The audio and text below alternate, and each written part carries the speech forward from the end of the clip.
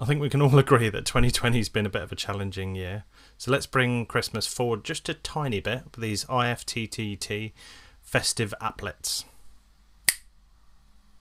It's Christmas Day morning and you want to get festive. Try out this applet.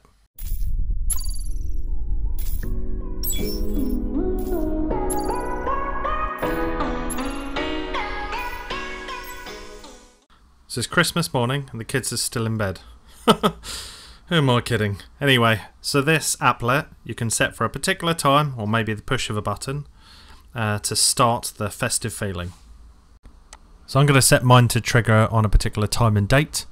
So in IFTTT I'm going to say if the date and time is a certain time every year, so December the 25th. I'm going to set a very optimistic time of 7 AM in the morning. Wishful thinking, I know. And go create that trigger.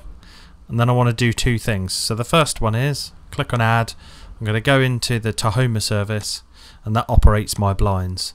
Now I've already created a scenario called open everything that opens all my blinds. That's the first action I want to do. And with the IFTTT Pro I can create a second action.